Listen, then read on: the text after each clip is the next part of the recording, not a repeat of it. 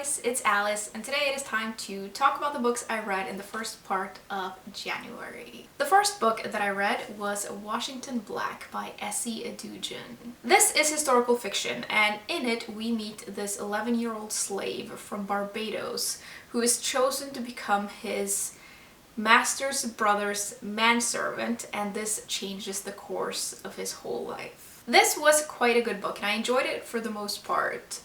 It's a sort of almost like a coming-of-age story wrapped up in an adventure, and it explores themes of slavery and science and family and love and just humanity, and I really like that. Like, this is almost as good as it gets with historical fiction for me. I really liked reading about our main characters and seeing them go on this journey.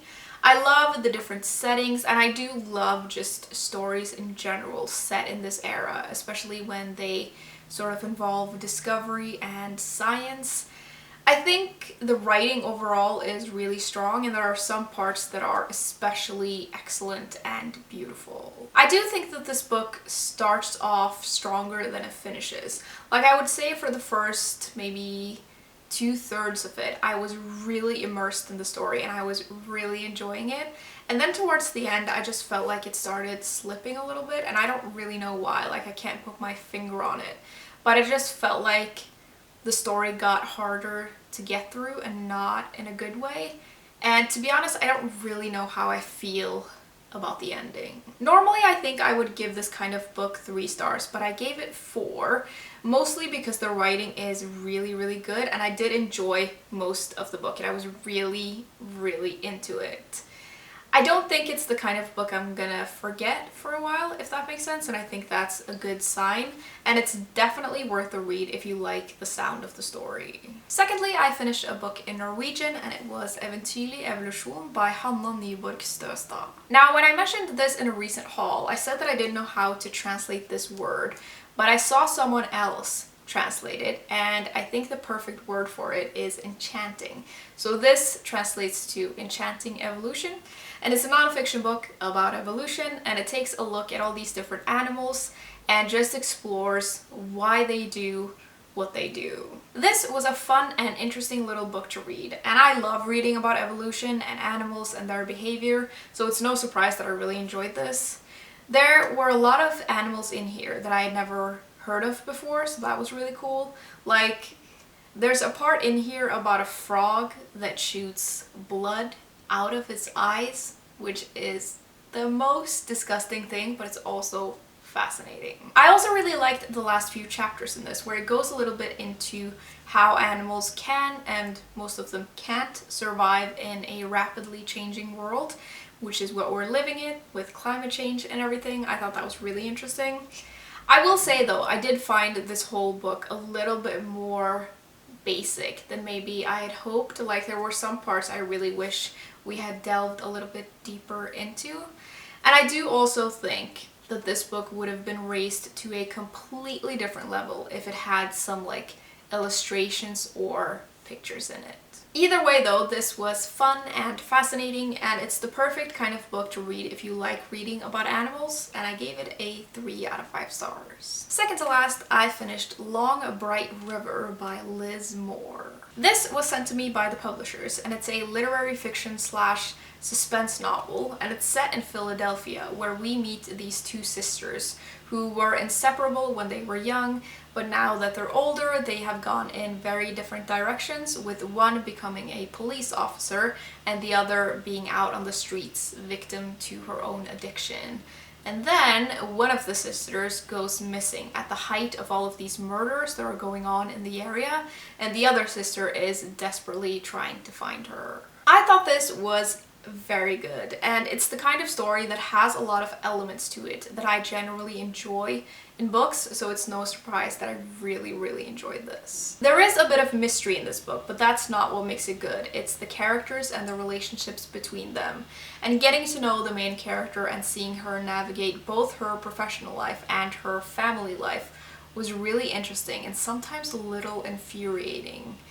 She's the kind of character that you don't necessarily always like or agree with because she's complicated, like most people are. I think the setting of this book is excellently captured, and I like the way that it explores drugs and addiction, and it is quite a dark book in a lot of ways, and it feels a little bit heavy, but I really like that.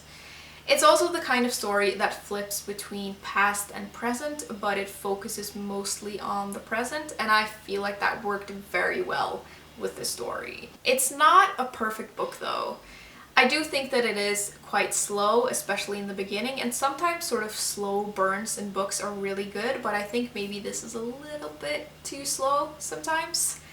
I also thought that the mystery aspect of this book was maybe not particularly well executed, and I thought especially towards the conclusion of that part of the story, that felt very hasty and a little underdeveloped. It is a very emotional story about two sisters and everything that goes on around them, and I definitely think it's worth a read, and I gave it a 4 out of 5 stars. It's perfect if you like stories that focus on characters, but it is very bleak. Just bear that in mind, so maybe you should sort of be in the mood for that kind of book.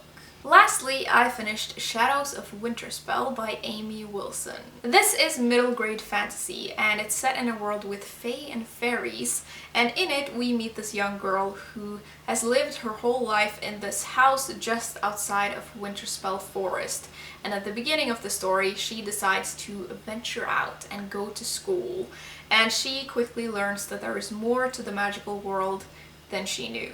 So this is obviously a book for younger readers, so I'm not the target audience for this. But I picked this up because I thought the cover was lovely, and I do love stories with like forests and magic in them. I thought this was very light and fun and entertaining enough, but it's not the kind of book that really made much of an impression on me, probably because I am old. And you know, sometimes I read middle grade and children's books that I just love, and this just wasn't it for me. Like I said, I do like stories with magic and forests and magical creatures in them, so that part of the story I did kind of like, and I also think that the atmosphere in this, in parts, is really good. I do think it's a very simple story though, with kind of simple characters, and there are a lot of tropes and kind of cliche things in here, and I just couldn't help but be a little bit bored by that. I don't really have that much more to say than that. I gave this a 2 out of 5 stars, but that rating is obviously based on me being an older reader, and I'm sure for readers of the right age, this is probably really good.